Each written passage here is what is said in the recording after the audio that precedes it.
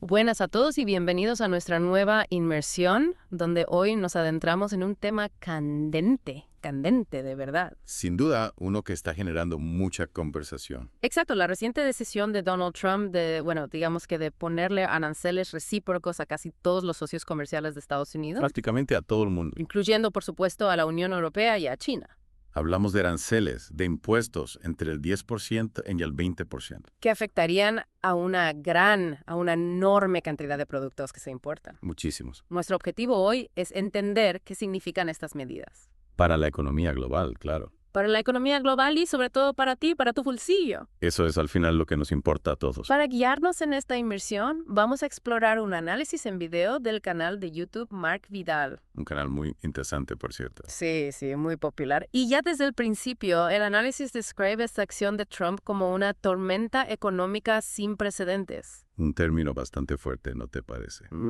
Sí, desde luego. Que nos lleva a un territorio desconocido, dice. Bueno, desconocido hasta cierto punto. La historia nos ofrece algunos ejemplos de situaciones similares. Cierto, pero también se nos advierte que nuestro mundo actual, con su interconexión con la tecnología, Con la globalización, vamos. exacto, hace que estas comparaciones históricas no sean del todo válidas. Es un mundo diferente con nuevos desafíos. En este panorama tan incierto, el Banco Central Europeo, con Christine Lagarde a la cabeza, se encuentra en una posición delicada. Una encrucijada, diría yo. Si bajan los tipos de interés para estimular la economía, la inflación podría dispararse. Claro, es un riesgo a tener en cuenta. Pero si los mantienen altos para controlar los precios, Podrían frenar aún más el crecimiento. y justo en este momento de fragilidad para la Unión Europea llegan estos aranceles de Trump. Como si no tuvieran ya suficientes problemas. Para empezar desde una base sólida, definamos qué son los aranceles. En pocas palabras, son impuestos. Impuestos que se aplican a productos que vienen de otros países. Cuando cruzan la frontera, para ser exactos, El objetivo suele ser doble: proteger a las industrias nacionales Haciendo que los productos extranjeros sean más caros. o generar ingresos para el gobierno. Para las arcas del Estado. Trump justifica estos aranceles como una respuesta a impuestos y barreras comerciales que él considera injustas, Menciona, por ejemplo, el IVA europeo, o los impuestos digitales a las empresas tecnológicas estadounidenses. que según él, perjudican a las empresas americanas. Pero como apunta al análisis que estamos siguiendo, es probable que haya motivaciones más profundas. Más allá de lo que se dice oficialmente, Una de ellas es la política de America First, Estados Unidos primero. que ya sabemos que es una de las banderas de Trump. Esta visión prioriza los intereses económicos de Estados Unidos. Por encima de cualquier otra consideración global. Se busca proteger la industria estadounidense De la competencia extranjera, claro. y reducir el déficit comercial del país. Que ha sido una constante preocupación para Trump.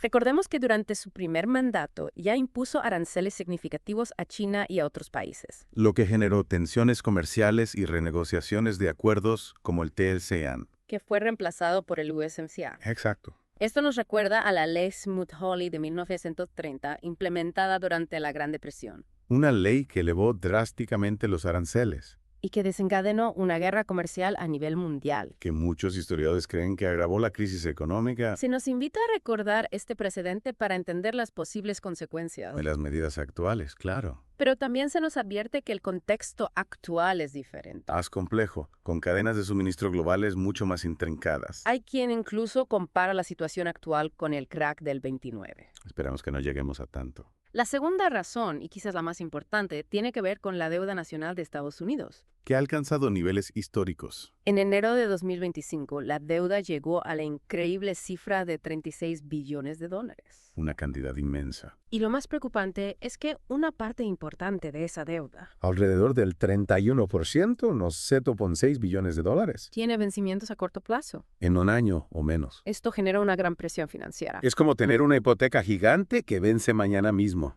Y aquí es donde los aranceles podrían entrar en juego. Como una estrategia para gestionar esa deuda. Por un lado, generando ingresos adicionales. Se estima que podrían recaudar unos 3,7 billones de dólares brutos en una década. Por otro lado, y esto es clave, podrían ralentizar la economía lo suficiente. Como para que la Reserva Federal baje los tipos de interés. Si los tipos bajan, el costo de refinanciar esa deuda también baja. Es una jugada arriesgada sin duda. Intentar enfriar la economía a propósito para influir en la Reserva Federal. Es jugar con fuego. Las consecuencias de estos aranceles, sean cuales sean las motivaciones, van a ser amplias. Y variadas. Para las empresas europeas y de todo el mundo, significarán un aumento en los costos de exportación a Estados Unidos, Sus productos serán más caros allí.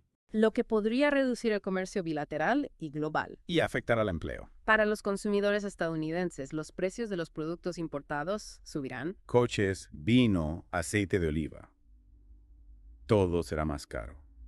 Christine Lagarde estima que una guerra comercial, incluso limitada, podría reducir el PIB de la eurozona en más de 121.000 millones de euros en el primer año. Una cantidad considerable. El gran temor es que esto desencadene una guerra comercial total. Entre las principales potencias económicas. China, Estados Unidos, Canadá, Europa. Todos imponiéndose aranceles unos a otros. Esto desmantelaría décadas de integración comercial, Y elevaría los precios a nivel global. con el riesgo de una recesión mundial. Un escenario que nadie desea. Hay una contradicción en la estrategia de Trump. ¿A qué te refieres? Los aranceles pueden frenar la economía, Cierto. pero también pueden aumentar la inflación al encarecer los productos importados. Eso también es cierto. Esto genera esta inflación Bajo crecimiento e inflación alta. y pone a la Reserva Federal en un dilema. ¿Qué hacer? ¿Controlar la inflación o estimular la economía? El propio Jerome Powell, presidente de la Reserva Federal, ha advertido que los aranceles pueden aumentar los precios. Y sin embargo, Trump pide públicamente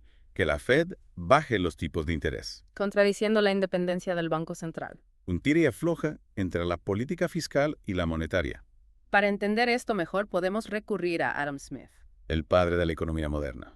En La riqueza de las naciones defendió el libre comercio. Y la especialización. Cada país debería producir aquello en lo que tiene una ventaja comparativa y comerciar con otros. Esa es la base del libre mercado. Por otro lado, tenemos a Alexander Hamilton. Uno de los padres fundadores de Estados Unidos.